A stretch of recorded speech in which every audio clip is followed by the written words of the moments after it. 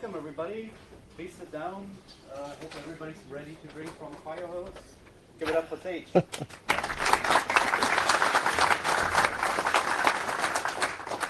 Hopefully not a fire hose. All right, hi everyone, I'm Sage. I'm going to talk about what's coming up in Ceph Nautilus, which is the next release due out at the end of February. All goes well. All right, Ceph, as probably most of you know, is a unified storage platform providing object, block, and file storage within the same cluster. We do upstream Ceph releases every 9 months these days. So we're just about to the Nautilus release here in February. The next release after this is going to be called Octopus, and will be due out in November. And we're doing a strategy now where you can upgrade every release or every other release. So you'll be able to go Luminous to Nautilus or Mimic to Octopus, but not Luminous all the way Octopus. So it gives you an 18-month jump if you do sort of the maximum. Those are the upgrades that we'll be testing and supporting. Okay, so at a high level, yes.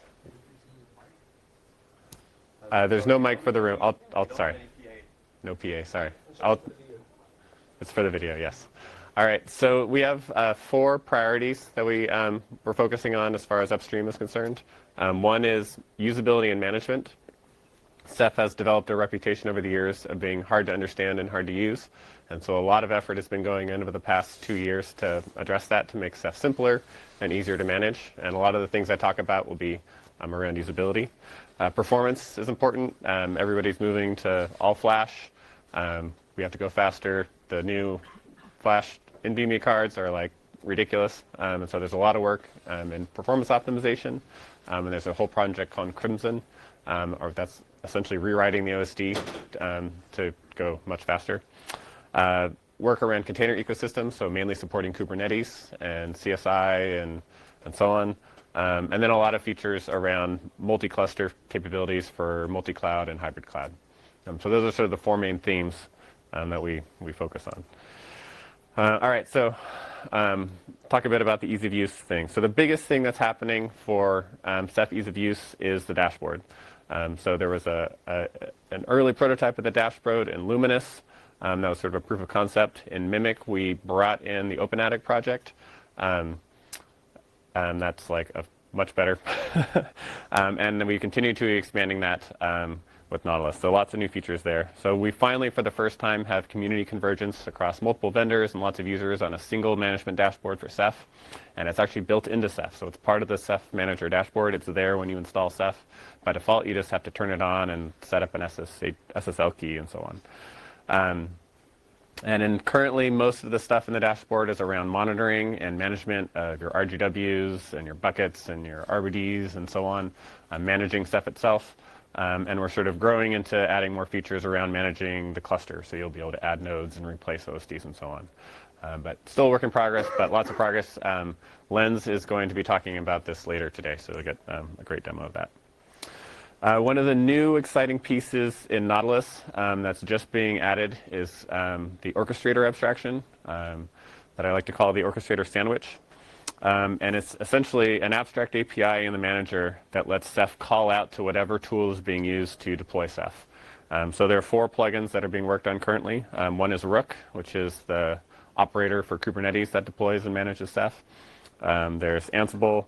DeepC, which is the salt-based one that SUSE works on, and there's an SSH one that's going to be sort of a bare-bones trivial thing. The idea here is that Ceph can call out to the orchestrator and ask it to go provision an OSD on a device, and then the orchestrator will do whatever it needs to do to run the right commands on the right host to do that work. And this is the piece that's going to allow us to have a generic CLI interface or dashboard interface to do these sort of lifecycle management functions. So things like fetching node inventory, creating or destroying daemons, blinking device LEDs, which has been a sort of a frequently requested feature. And there'll be sort of a single CLI that will be the same for Ceph, regardless of what tool you use to deploy it. So that's the goal. And eventually, the dashboard will be able to do all this stuff too. So Nautilus includes the framework, and we have sort of in-progress implementations of these 4.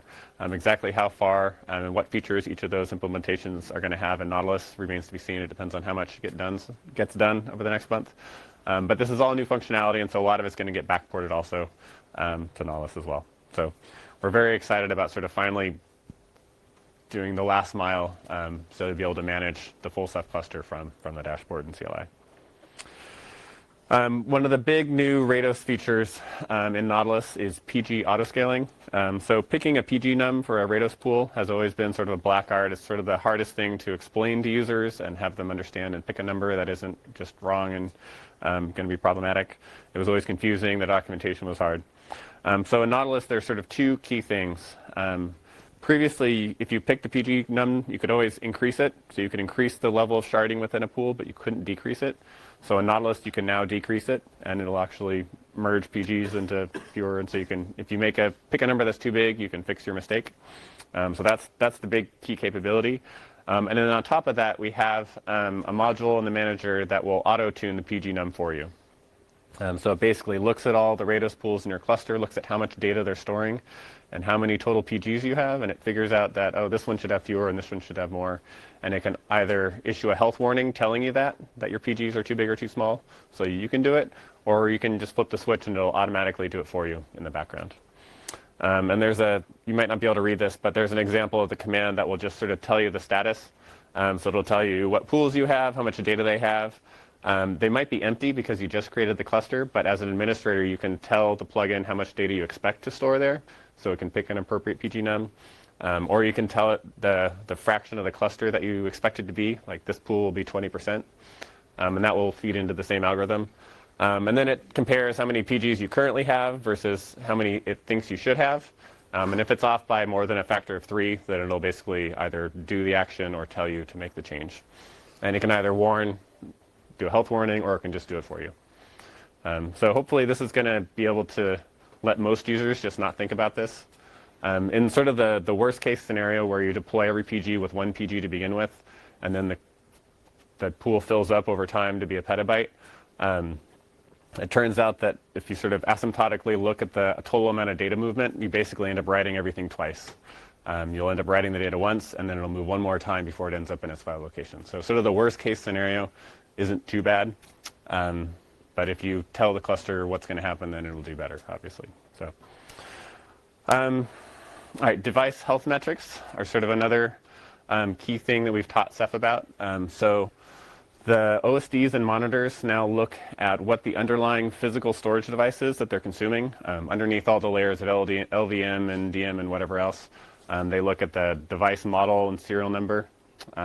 And they report all that back up to the manager, and the manager maintains this. So they have a set of Ceph device commands that will list your physical devices and what daemons are using them.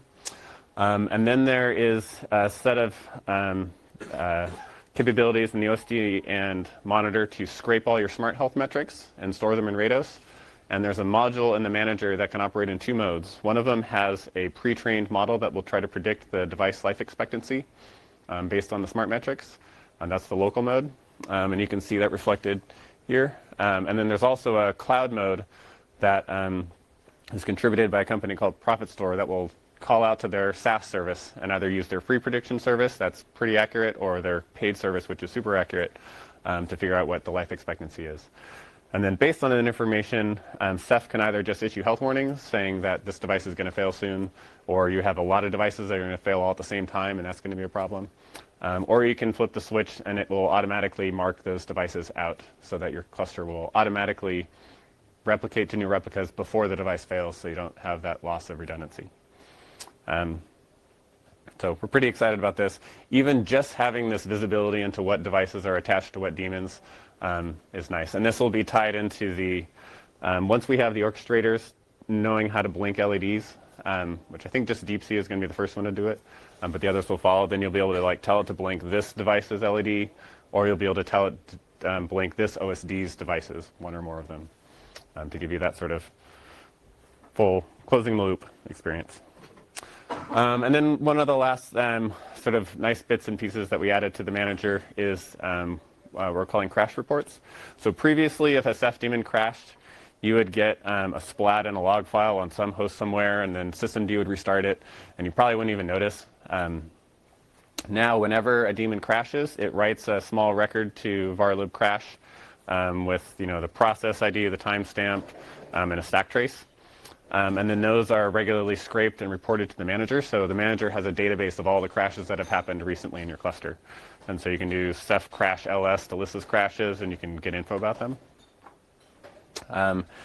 And then additionally, this is actually new in Mimic, there's a telemetry module that's in Ceph Manager that is opt-in. Obviously, you have to turn it on.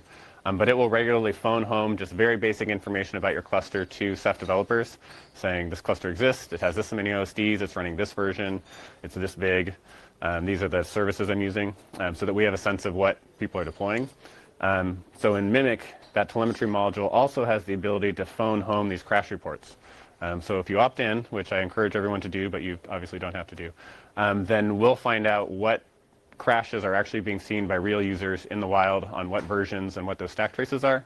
So we can tell what's broken the most, and how we should prioritize our work and so on. So we're really looking forward to this actually getting deployed and being used in the wild. So those are sort of some of the things we're doing around management and usability. Other things that are happening in Rados that are a little bit more under the covers that are exciting. So Messenger 2 is a new specification and implementation of the on-wire protocol for Ceph. There was a talk yesterday that Ricardo did talking about this in a bit more detail. If you caught that, there's also a recording. The main sort of user visible feature that this is going to deliver is, for the first time, we'll finally have encryption on the wire. So all of the traffic that Ceph is doing between daemons and between clients can be encrypted if you turn that on. But there's a bunch of other stuff too. There's improved feature negotiation. The encapsulation of authentication protocols is cleaner and better, sort of paving the way for us to add Kerberos support, hopefully by Octopus. And there's also all the infrastructure to do a dual stack so that all your Ceph daemons can be using both IPv4 and v6, and both clients will be able to connect. Right today, you can do either v4 or v6, only one or the other. This will let you do both, which some people will probably like. We're also moving to our official IANA assigned port number for the monitors, 3300, which has been sort of a long time coming. So Messenger 2 this is actually the last thing that we're trying to finish up for the Nautilus release before we get out the door. So hopefully we'll get that sorted soon. A few other things, odds and ends on the Rados side. In the past, it was hard to predict how much memory an OSD daemon would consume and to control that by adjusting cache sizes. There's a new setting now called OSD memory target. That's just one setting, one number. You say, I want my OSD to use 3 gigabytes. And then the OSD will figure out all the stuff it has to do internally to fit within that memory envelope, whether it's adjusting the size of the BlueStore cache or whatever else. And it internally is monitoring the RSS size and doing sort of a dynamic controller to make sure that happens. So that simplifies configuration management considerably. There's also a set of commands around NUMA. So the OSDs are looking at what NUMA node their network interface controller is attached to.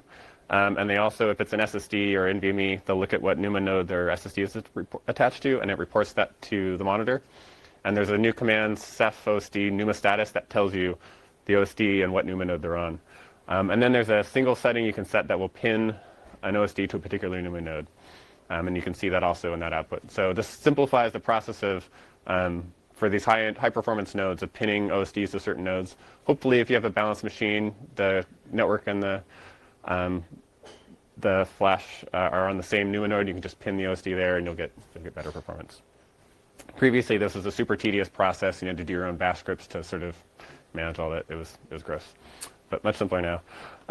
In Mimic, we added centralized configuration management. So instead of having a Ceph conf file that was spread across a zillion nodes, it's all stored in the monitor. That's obviously still in Nautilus, and we've improved it particularly around the manager modules. So you don't have to, you can set settings for manager modules, and you don't have to restart the daemon. And there's better reporting for help for the descriptions for the options and what the legal values are and so on. So a lot of that just got cleaned up. It works much better in Nautilus. There's also a new command that will spit out sort of a minimal ceph.conf that you can put on a new node that has just enough information to contact the monitors, and then everything else you can stuff in the monitor configuration database. So lots of stuff that just uses the configuration.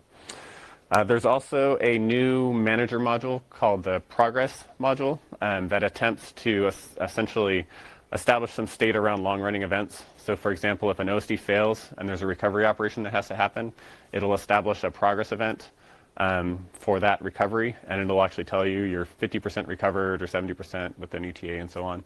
So there's a new command, Ceph Progress, that you can see those events. Eventually, we're going to actually incorporate that into Ceph-S. That didn't quite happen for Nautilus, but hopefully by the next release. And this is a little thing, but it's annoyed a lot of people. When you have misplaced data, that the cluster is simply rebalancing and moving somewhere else, but the data isn't degraded, that's no longer a health warning. It shouldn't make your pager go off. You can go, you can enjoy your weekend. So it's a little thing. There's a setting you can adjust this, but by default, you won't get health warn when we're just moving data around, which I'm sure some of you will appreciate. On the BlueStore side, so BlueStore was introduced in Luminous. It's the new default. It's good. People are happy. In Nautilus, there are a few new things. There's a new implementation of the allocator that's used internally. So it's a bitmap in memory instead of a red-black tree, essentially. So it's faster. It has predictable memory usage that's independent of fragmentation levels. And there are certain behaviors of the old allocator that could lead to a sort of pathological fragmentation that this one doesn't have. So it's just better. So that's there. You won't notice for the most part. It's just the in-memory allocator, so you just restart the OSD and you'll get the new allocator behavior. So nothing on disk. There's also more intelligent cache management. It turns out that one of the harder bits in BlueStore was managing the size of the RocksDB cache for metadata versus the cache that BlueStore implements for all the data and nodes. Because there are certain things in RocksDB that are really important to cache, like the indexes and all the SST files. And so BlueStore is now smart enough to make sure that that higher priority stuff is being cached, depending on how much memory you have and how big your store is and all the other stuff. So it's doing internally, monitoring all that and making sure that it's doing the right thing. So that's much, much better, and generally just get better performance. We also modified the on-disk format. So new OSDs will get this, and you can do an FS check repair to convert old ones. But we are tracking more fine-grained utilization metrics on a per pool basis. So for example, if a particular pool has compression enabled, we're tracking the amount of user data stored versus the compressed size afterwards. And also the amount of data stored for metadata internally to BlueStore, or the OMAP metadata, or the file data. Just much more granular understanding of where your disk usage is going. And that all bubbles up into CephDF and the detail view. So you can actually see what's going on. And lots of performance improvements, just optimizations here and there. A few other Rados things. In Luminous, we introduced a device class concept. So you could tag OSDs as either HDD or an SSD or any other type, actually.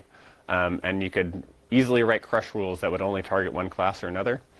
But prior to that, you sort of had to manually craft a crush map to do this, and you ended up with this manually maintained hierarchy, like shadow hierarchy with different nodes. It was sort of tedious, but lots of clusters did this prior to Luminous. And so there's now a feature in the crush tool to basically take that old style manually managed hierarchy and convert it to the new style without reshuffling all your data. So certain large installations will appreciate that. There's also a limit on the PG length. There was sort of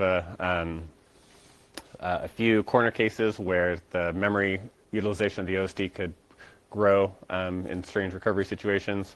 That's fixed, so there's now a hard cap on the amount of memory that we use for recovery metadata. And one of the nice examples of sort of academic research translating into the open source project, there's a new erasure code style called clay code. Coupled, layered, something, I can't remember exactly. That's basically a more optimal balance of I/O and recovery bandwidth. So if you have like an 8+3 code, but you only lose one replica, then you have to read less data in order to do the recovery than if you had lost 3 of the additional parity, or 3 of the nodes or whatever. So, so that's new. And it's in there. It's marked experimental because it's a new erasure code. You want to be kind of paranoid about that stuff, but you should try it out. It should be pretty good. On the Rados gateway side, so this is the S3 gateway. We have a few new things. mostly around the federation stuff. The first one, and I think the most exciting, is a new pub-sub federation capability. So you can create a zone that's essentially generating events when you have things like putting into a bucket or creating a bucket or deleting a bucket. It'll generate an event stream that you can subscribe to. So there's a polling interface where you can just ask it for events. I think this is the interface that was used for a demo with Knative, which is a Kubernetes function as a service serverless thing. There was a talk about this at KubeCon in Seattle a couple months back. And then we're also working on sort of push model where we push the event stream into AMQ or into Kafka, which some of our enterprise customers want. So this is exciting. You can sort of glue Rados Gateway to serverless, so when you do a put of an object, it'll trigger a function as a service event that'll go do something to that image. It's pretty neat.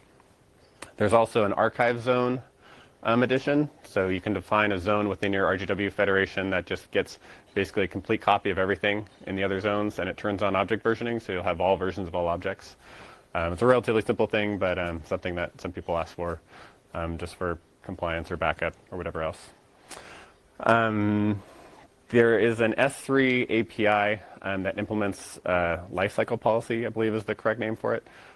Essentially saying that when you put an object, it initially is put in one tier and one set of Rados pools or whatever. Over time, it'll get migrated automatically to another tier, and then at some other point in time, it might get expired.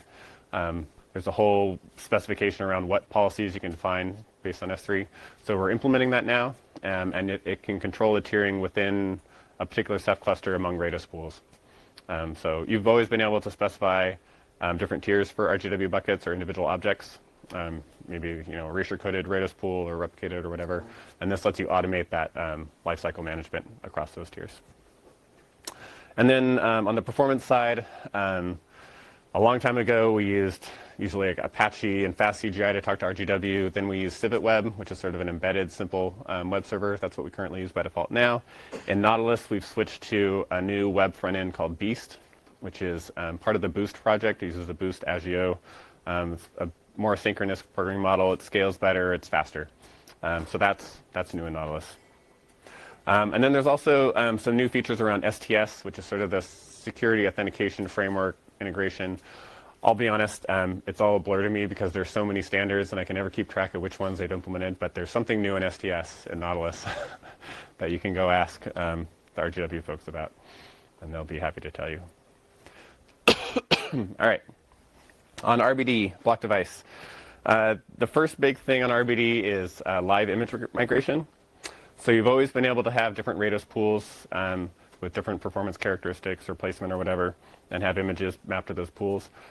With live migration, you can have an in-use RBD image that's mapped by a current in-use by a VM, actively reading and writing data, and you can move it between performance tiers, between Rados pools while it's being used, and everything just works. So that's new, that's good. Excuse me. Another new feature that we're pretty excited about is RBD Top. This has sort of been a oft asked for request feature. So there's a bunch of Rados infrastructure now where the manager daemon will essentially tell all the OSDs to start sampling their request streams, either all of them or restricted by a pool or by object prefix, and report that information back to the manager. So we have sort of a cluster-wide view of what I/O is happening. And then there's an RBD CLI that uses that service to basically subscribe to I/O for RBD images and tell you what the most active images are, how much I/O they're doing, that sort of thing. Excuse me. I'll be honest, I haven't actually used this feature yet, so I don't know exactly what it looks like. But I keep asking about it, and they keep telling me it's there, so I'm really excited. Mostly I'm excited actually about the Rados infrastructure, so we have a cluster-wide view, not just for RBD, of everything, so you can tell what the top clients are and who's using up all your bandwidth.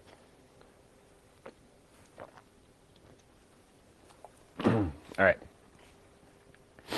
A few other things on RBD. RBD Mirror is the daemon that does the asynchronous replication feature across clusters for RBD. It's been there since Luminous, but it's always been kind of tedious to set up and configure. Excuse me. So a lot of work in just simplifying RGW management so that you can have n of them and they'll scale out. And also the configuration for connecting to remote clusters is now stored in Rados, so it's just simpler to use. Namespace support is new. So Rados has long supported namespaces. This idea that within a pool you can sort of carve it up into different security domains, and you can restrict clients' access to a particular sub namespace of that pool, and then have that security enforced. RBD now supports that, so you can have RBD users that are locked into a namespace. They only see their images, and they're sort of locked in that way with Cephx. So that's all supported through the RBD CLI, complete user experience. That's been asked for a while. Some things with the config overrides in RBD. So you've always been able to specify overrides on the configuration for the client on a per image basis. So for example, whether the caching is enabled for this particular RBD image without having to go configure it on the client. You can now do that on RBD pools, and the overall experience is simpler. It's the same CLI interface to control it all. Just cleaning it all up to make it simpler. And apparently now we're maintaining timestamps on images, so when you do an RBDLS detail, you can see information about what images are being used by when and when. All right, CephFS. So CephFS is awesome. The first big thing that happened is that the multi-FS volume support is going to be stable now in Nautilus. It's actually been there since Luminous, but it was marked as experimental just because we didn't have a lot of testing around it. But Patrick's been cleaning up a lot of the code here and documentation and edge cases or whatever. And so it's going to be, pretty sure, it's going to be stable in Nautilus. This means that you can create multiple CephFS file systems within the same Ceph cluster. And each of those file systems will have an independent set of MDS servers. So they're totally independent, but sharing the same Rados. We also have now a first-class concept of subvolumes.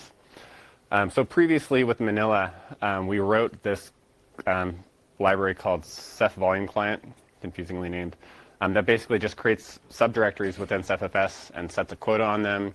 It sets up Cephx capabilities, so you can only access that subdirectory, and then it passed those to Manila as a share. So it's sort of a lightweight volume concept with quota. That sort of concept has been brought directly into the manager now, so you have a full CLI management experience for creating volumes, which are complete CephFS file systems, and these subvolumes, which are just lightweight directories within that file system. And the goal now is that everything is going to be consuming the same abstraction. So Manila will use it now. Kubernetes, RWX volumes with the new Ceph CSI driver are going to use the same subvolume concept, and you'll be able to, it'll be the same one that you access via the CLI and view on the dashboard. So we're happy about just sort of simplifying and unifying the experience across the board. On top of that, one of the big new things for CephFS is managed NFS gateways. So this is clustered NFS Ganesha. You've been able to run NFS Ganesha on top of CephFS forever, and lots of people do it. What's really new is that Jeff Layton spent a ton of time making the scale out aspect of that and the NFS grace periods, making those work correctly, so that if you had a single MDS fail, the grace period would be enforced across all NFS servers in a coherent way, so that all the delegations and lock state could be reclaimed.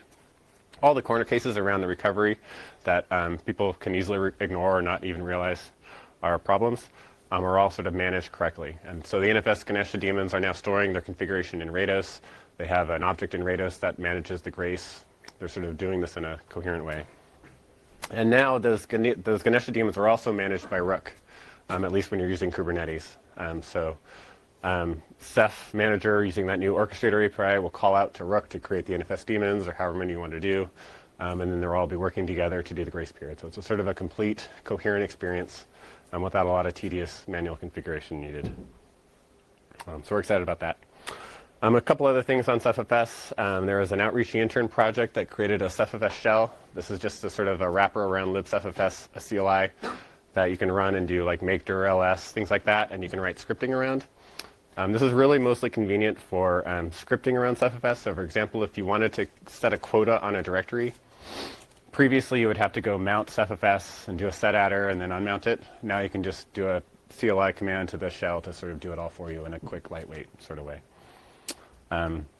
And then there's just been a lot of work around bug fixes and performance fixes. Most of this is around situations where you have nodes with lots and lots of memory and really big Ceph metadata servers that with huge caches. There were a lot of sort of robustness and stability issues that we fixed with those types of environments. Or Nautilus. Okay, container ecosystem. So lots of stuff with containers, especially around Kubernetes. In the Ceph project, when we think about Kubernetes, it's really in two sorts of ways. The first way is that we want to provide storage to Kubernetes. We want to be the storage underneath all your containers, because any scale-out infrastructure is going to need scale-out storage to go with it. And then the other is running Ceph clusters inside of Kubernetes, which might seem weird, but actually has some advantages because it simplifies and hides the OS dependencies. You have finer control over upgrades, and you can automate and schedule a lot of the annoying, tedious parts of managing a Ceph cluster with Kubernetes that you couldn't do before. So we have OSDs and monitors that have state. They tend to be tied to storage devices, but then you have all these other daemons, the managers, the MDS servers, the Rados gateways, and so on, that can run kind of anywhere, and not having to think about it, and just letting the container platform decide where to run them based on how much memory and network and CPU and so on is available, simplifies things. And so in this view, you're really thinking of Kubernetes as sort of a distributed operating system. Instead of thinking about individual nodes and managing them, you just say, I have a whole cluster, go run this stuff, and it'll figure out where to put them. So that's sort of where we think of things. Rook is a newish project in Kubernetes. It's a storage orchestrator, and that's sort of as a community, we're essentially all in on Rook as being the preferred or primary focus of how we run Ceph in Kubernetes. You can sort of do it manually with Helm charts and so on, but Rook automates a lot of the process, and it's great. And so we're focusing all our efforts on just making Rook work really well to run Ceph. And it does intelligent management of the Ceph daemons. So it'll make sure that if you're adding monitors or removing monitors, it doesn't break quorum. It knows how to place them. It knows how to map OSDs to devices. It understands Ceph well enough to sort of do all the right things when you're automatically managing it. I mean, it also gives you a Kubernetes style of specifying what your cluster is and how it should be deployed. So there's a CRD where you just tell Kubernetes, you should have a Ceph cluster that looks like this, and the Rook operator will go and do it, and you interact with it in sort of the Kubernetes way using kubectl and YAML or all that stuff. And there's a talk later about Rook, yes. So make sure you don't miss that. But yeah, we're very excited about Rook. It's great. But not everyone wants Kubernetes. Not everyone wants Rook necessarily. And so we're also thinking about sort of the old school style of deploying things. So with the new container orchestrator, we have all these plugins, right? We have the Rook one, the Deep Sea Salt one, Ansible, and there's also an SSH implementation that's just sort of like a minimal bare bones implementation. The idea there is that you just give the Ceph manager essentially a root SSH key that knows how to talk to your nodes, and it can do all the basics. And that'll sort of capture the rest of us and drag us into the world where Ceph can manage itself. Separately, Ceph Ansible recently learned how to run all the Ceph daemons in containers instead of just running them the normal way with systemd. And it turns out all it really does is create a systemd unit file for each daemon that does a Docker run and runs a container, right? So there's no real magic there, but you have this the advantage that your daemon is in a container. It can be upgraded independently and so on. And so the plan is to teach the SSH orchestrator how to do that too. And so that the sort of the default bare bones implementation of the orchestrator API that Ceph will include will be able to run Ceph in containers. And the advantages here are installation is easier, right? All this logic around how do we install on Debian versus CentOS, what Apple repos do we need, all this stuff that was just super gross and annoying before is simplified because all you have to do is say use this container repo and use this particular container version. And you can now upgrade daemons independently, one at a time. It's actually pretty nice. So I was pretty skeptical about containers a couple of years ago, like what's the value of containers to something that's low level like Ceph? But it really does simplify some of these operations once you sort of do it right and you figure out how to not lose your logs and so on. So anyway, that's coming. Just a couple things on the community side. There's a new Ceph Foundation that we launched back in November through the Linux Foundation. We're very excited about it. Essentially, it's a way to get all these corporate participants to pool money together that we can spend on the community. So don't tell anyone, but it's really just a way to get money to spend. But we have 31 founding member organizations, which is pretty exciting. 3 more members have joined since launch. We have a couple other conversations going too, so we're excited about that. We also had our first Cephalicon conference in Beijing in last March, which was awesome. It was 2 days, 4 tracks over 2 days, like 1,000 people showed up. It was bigger than I thought. It was really fun. So that happened, and we're doing a new Cephalicon in Barcelona in a couple of months. So mark your calendars. This is going to be the 2 days right before KubeCon. It's in Barcelona, which is great. The CFP just closed, so you missed the boat on submitting a talk if you haven't already. But early bird registration is open, so I encourage you, if you're a Ceph fan, to come. And there's also a reduced hobbyist rate too. So if you don't have an employer and you're just self-funding or whatever, you can apply for the reduced rate to attend. So that's it. I'm happy to take any questions about Ceph Nautilus or anything else. Thanks.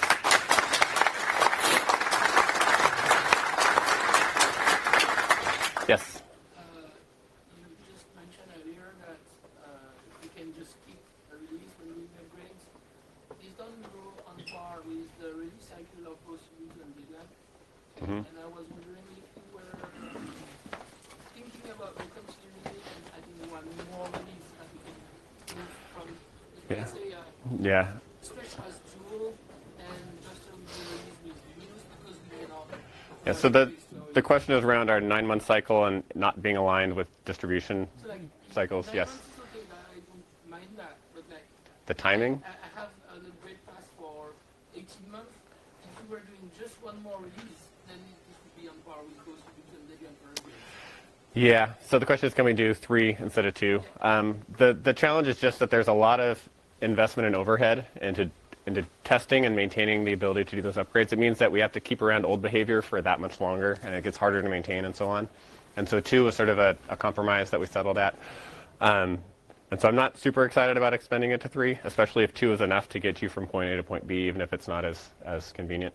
That said, people are always complaining about their release cycle. There's talk of expanding it to a year. There's talk of shortening it again. And so it's not that it's going to be that way forever. So if you have a specific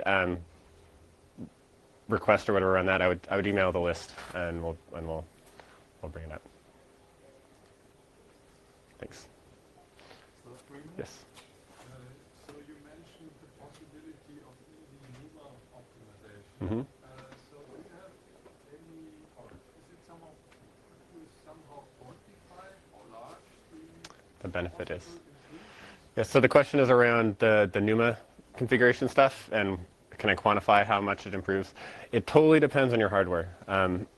So there have been cases where we've had people doing high-performance Ceph reference architectures, and they fixed the NUMA stuff, and they've gotten, I think, like 30-40% or more. But on other systems, it probably will make no difference. It totally depends on what the balance of the device attachments are across the 2 sockets on your system. It turns out there are actually very few machines that are actually balanced. Most of them just hang everything off one, or they hang all the storage off one node and all the network off the other or something. That's what I have at home. So your mileage will vary. But Quanta apparently has a balanced NUMA node that has half the SSDs and the network on both. It's one of the few that you can get. Sure. Okay, so how realistic is it that we will have? That we will have what?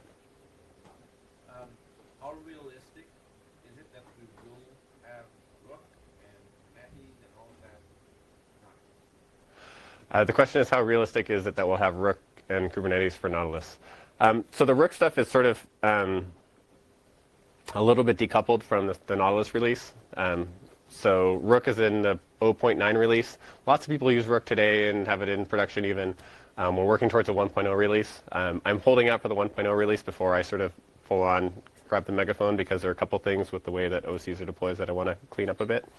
But that's independent of Nautilus. So 1.0 will use the Nautilus release, but Nautilus supports Rook today. The only real tie-in on the Ceph side is the orchestrator plugin, and it sort of calling back out to Rook to tell it to do stuff. And that's only if you're using the new CLI or eventually the dashboard to do it, which is sort of brand new anyway, so you don't really need it. Hopefully that answers question.